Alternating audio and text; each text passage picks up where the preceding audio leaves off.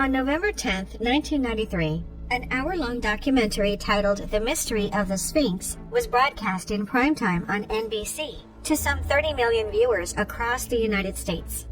The documentary, which would go on to win an Emmy Award for its work, detailed a series of geological and seismic surveys conducted around the Giza Plateau between 1991 and 1993 by a team of Egyptologists led by John Anthony West.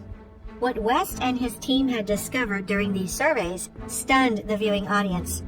According to geological evidence, the Sphinx was not 4,500 years old, as was commonly accepted, but much older. In fact, over 10,000 years old, dating back well before the rise of Egyptian civilization as we know it.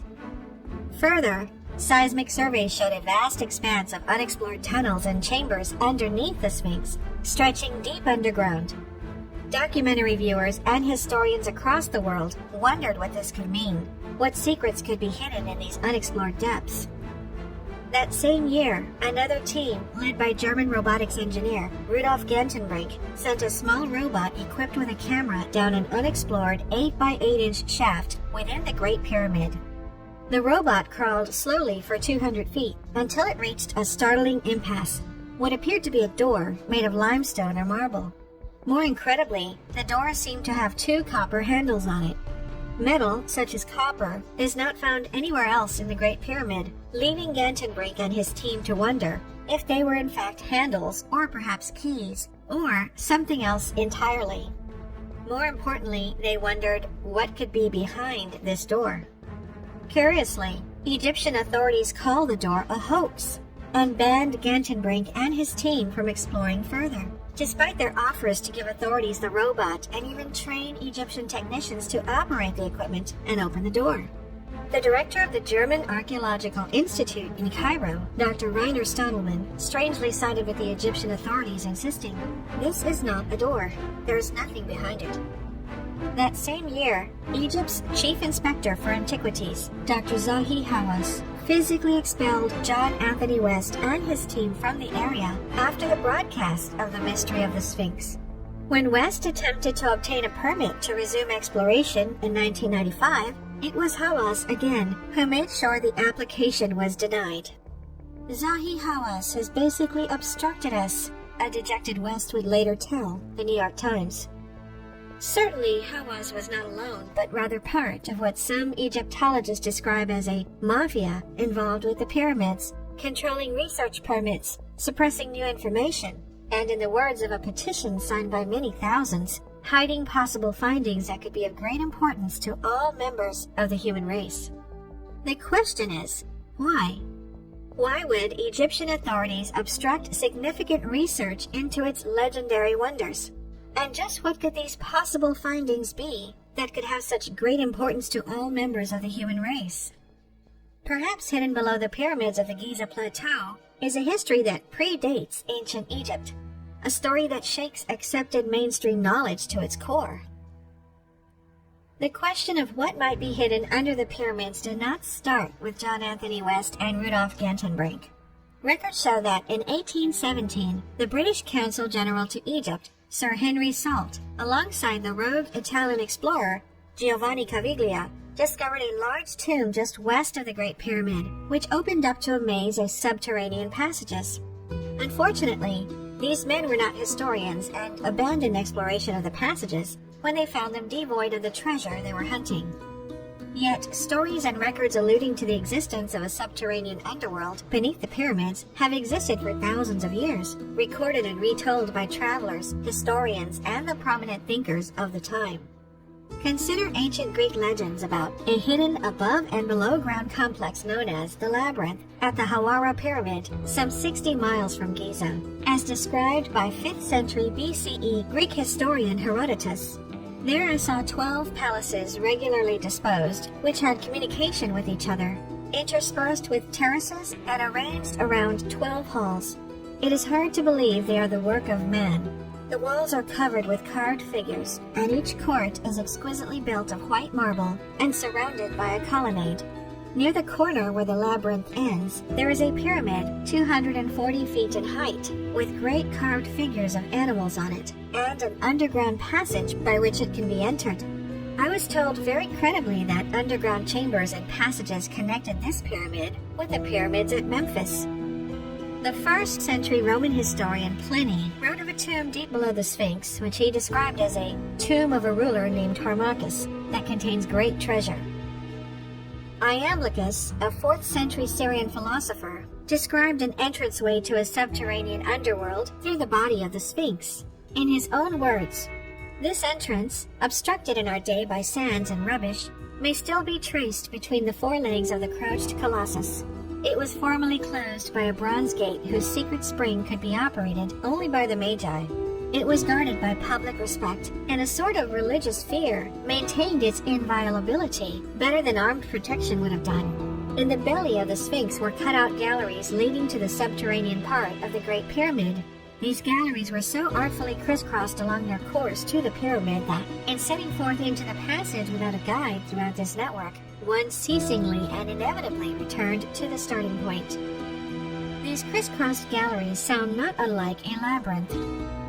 In the 10th century, historian and geographer Masudi wrote about this subterranean underworld, and again in the 14th century, an Arab writer named Al-Talam Sani recorded the existence of underground passages beneath the pyramids in a manuscript still kept in the British Museum. In fact, as British explorer Andrew Collins pointed out, ancient funerary texts clearly allude to the existence of a subterranean world in the vicinity of the Giza pyramids. Even the name of the area itself suggests this to be true. Giza was called Rostow in ancient times. Rostow translates to the mouth of the passages, the gateway to the Duat, or the other world.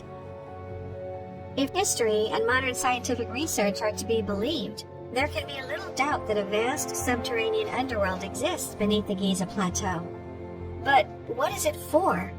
And who built it? In the 1930s, famed American psychic Edgar Cayce, known as the Sleeping Prophet, made a curious assertion. He claimed to have received a vision that the Sphinx was not 4,500 years old, as was commonly accepted, but rather over 10,000 years old. And further, that concealed beneath it was a so-called Hall of Records containing ancient knowledge and wisdom, the true history of the human race. Were these the ramblings of a lunatic, or something more? As early as 300 BCE, the Greek philosopher Crantor spoke about pillars of stone which lined passageways under the pyramids, pillars with a record of prehistory chiseled into them. In the 4th century, Roman historian Ammianus Marcellinus noted ancient knowledge recorded on subterranean walls beneath the pyramids, designed, he believed, to preserve said knowledge through the Great Flood. Masudi, writing in the 10th century, described how written accounts of wisdom and acquirements in the different arts and sciences were hidden deep under the pyramids, that they might remain as records for the benefit of those who could afterwards comprehend them. In his own incredible words, "I have seen things that one does not describe for fear of making people doubt one's intelligence, but I have still seen them." In the 1400s, Christian Rosenkreutz, the founder of the Order of the Rosicrucians, spoke of a secret chamber beneath the ground of the Giza Plateau, filled with library books containing ancient knowledge. It must be asked, if such a cache of knowledge does, or even might exist, why would this existence be so vigorously denied by Egyptian authorities? Why would further research and exploration be subverted and shut down? Why would these authorities assert, as they did in 1972, that no one should pay any attention to the preposterous claims in regard to the interior of the Great Pyramid or the presumed passageways and unexcavated temples and halls beneath the sand in the Pyramid District? Imagine that records hidden beneath the pyramids revealed a pre-Egyptian culture, as alluded to by historians across the ages, a timeline of history which shows that Egyptians were not in fact the builders of the pyramids. If this were the case, then the opposition of Egyptian authorities would be quite understandable. Yet, perhaps there are darker, more nefarious actors at work, what Australian author Tony Bushby described as a hidden level of censorship in operation. Perhaps the true secrets of the pyramids go beyond even a Hall of Records.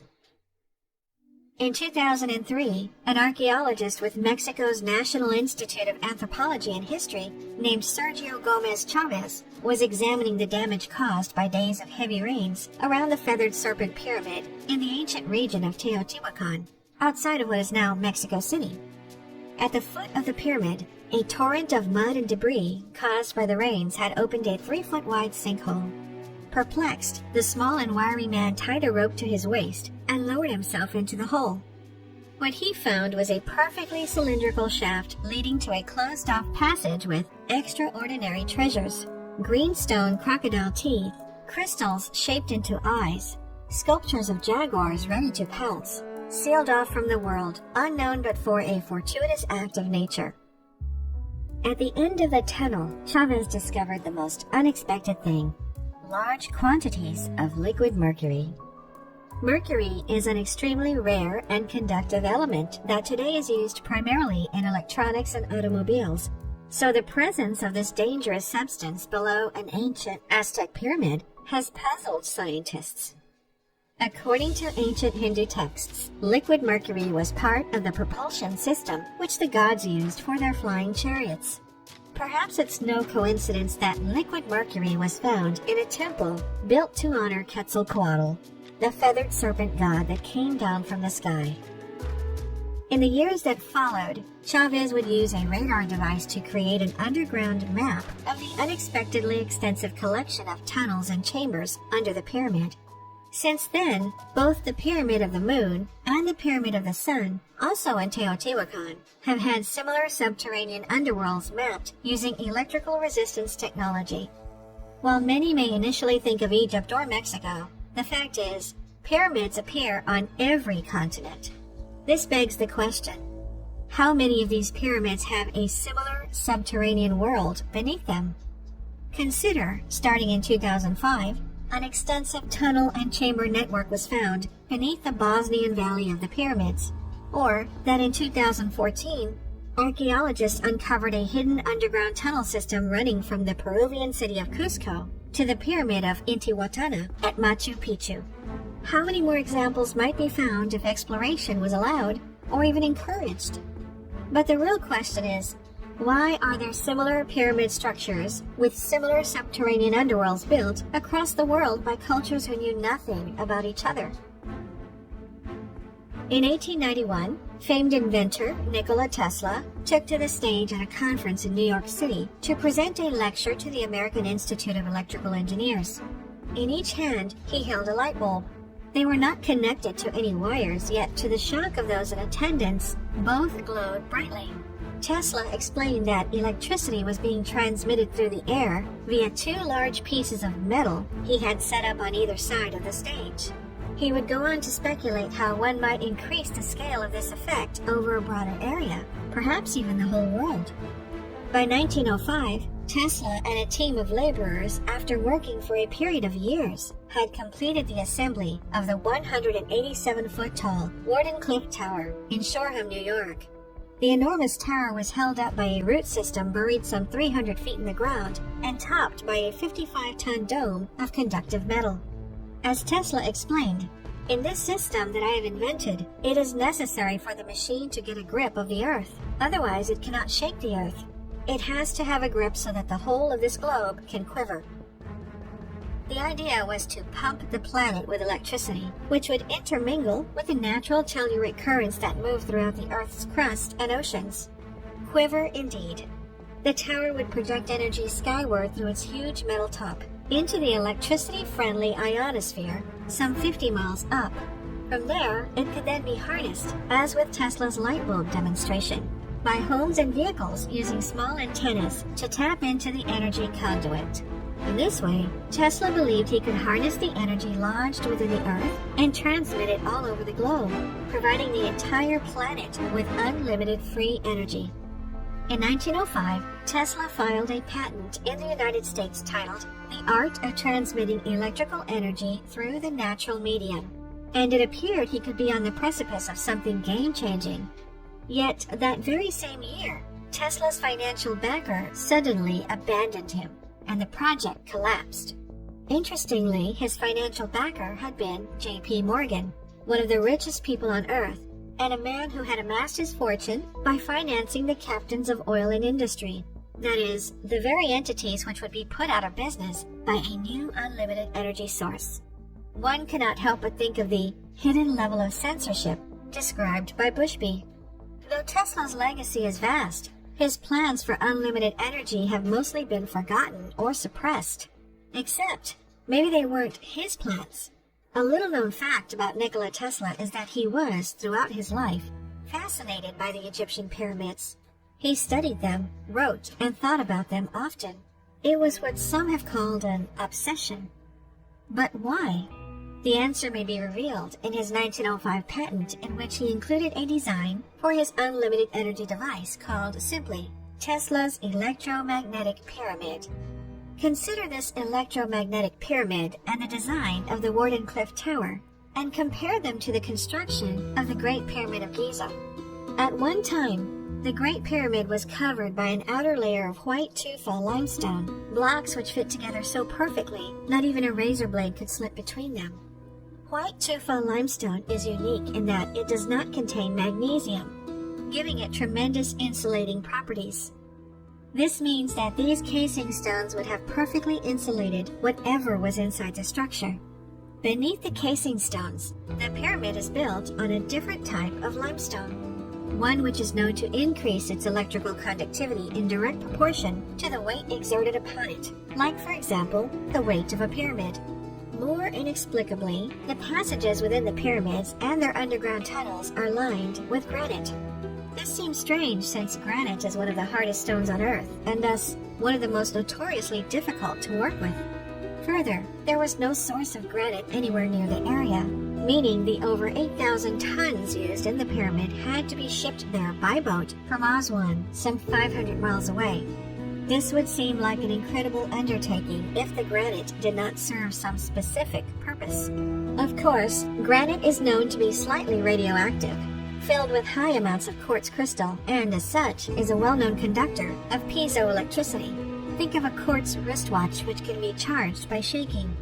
Further, granite is known to ionize the air around it, again increasing electrical conductivity. What could this all mean? These unusual materials used in specific situations. Consider that the Giza Plateau sits on top of a system of underground rivers. In fact, it has been shown that thousands of years ago, the mighty Nile River ran right past the pyramids. Is it possible that the pyramids were built to harness the piezoelectricity of the currents of these rivers? Could this explain the vast network of underground chambers and tunnels?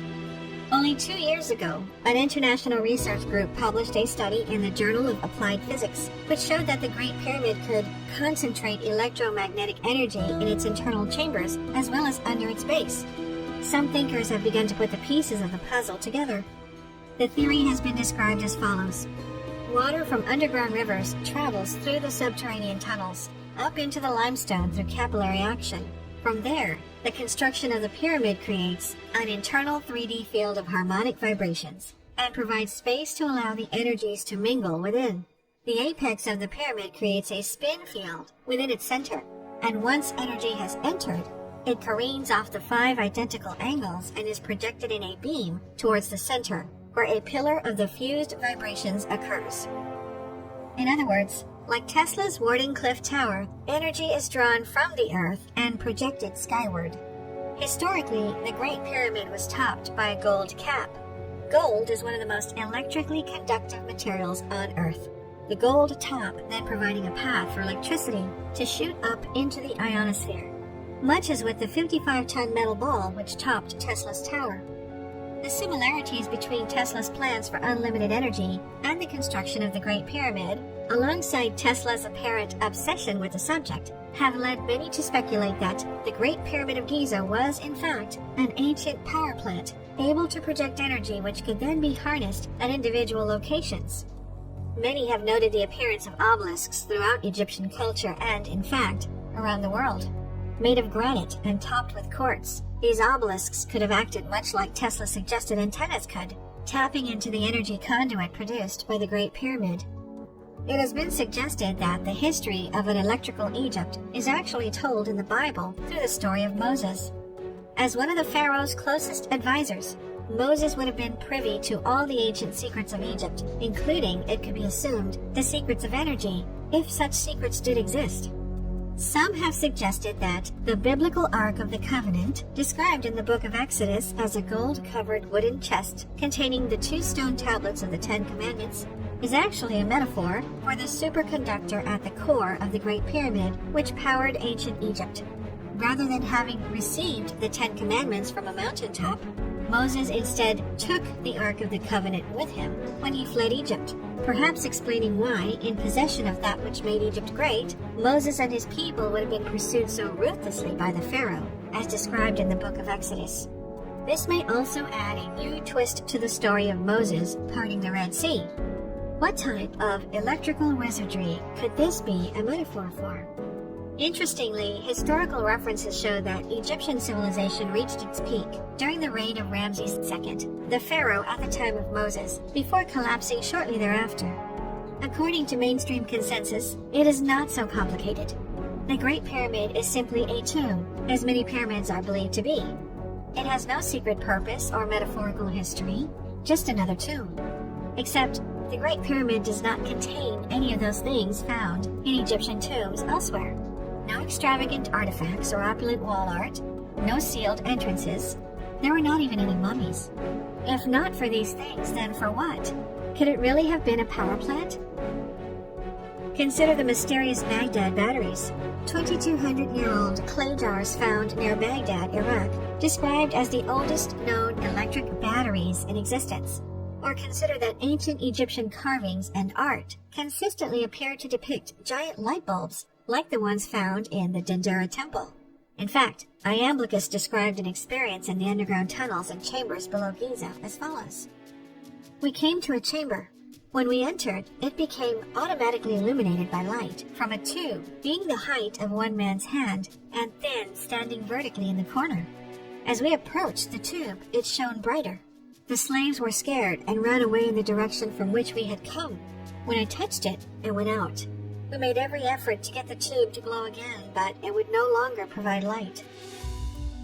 But these types of stories of strange happenings around the Giza Plateau have been commonplace for centuries.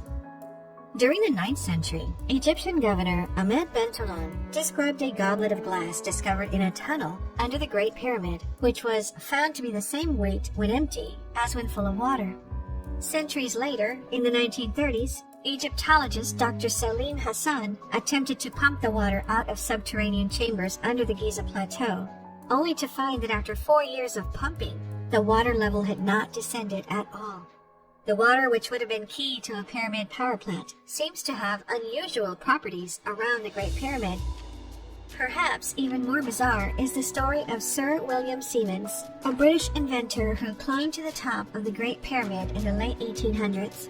Upon reaching the summit, Siemens was alerted by a guide complaining of a shrill, ringing noise in his ears whenever they raised their hand with fingers spread. Siemens raised his own hand and felt a prickling sensation spreading through it. Moments later, when he went to take a sip of wine, he received an electric shock when his lips touched the bottle. Puzzled, Siemens moistened a piece of newspaper and wrapped it around the bottle of wine to create a makeshift Leyden jar. Raising this primitive capacitor over his head and watching in stunned silence as sparks of electricity sailed through the air. A frightened guide tried to grab the bottle away from Siemens, who pointed the bottle at the man in self-defense. As he did, the man was thrown backwards onto the ground and knocked unconscious. It seemed almost as if a strong electrical current was emanating from the top of the pyramid. This occurrence remained unexplained for years, and in fact, it is no longer possible to climb to the top of the Great Pyramid, having been made illegal for purported conservation purposes. It is fair to ask, if the Great Pyramid is a power plant, how would the ancients have been able to create such a thing? Take a step back here.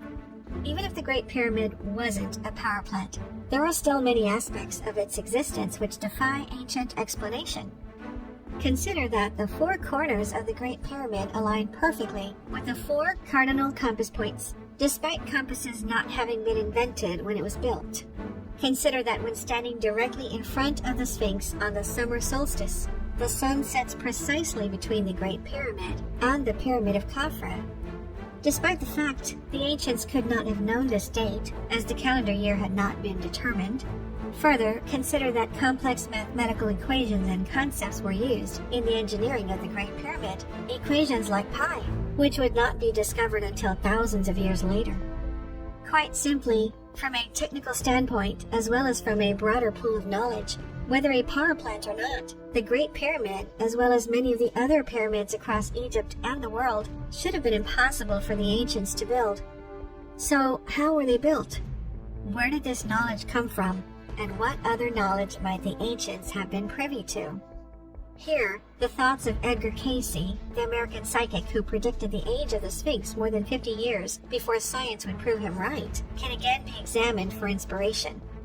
In another of his prophecies, he claimed that a flying saucer was buried under the Great Pyramid of Giza. Perhaps this is not as outlandish as it seems.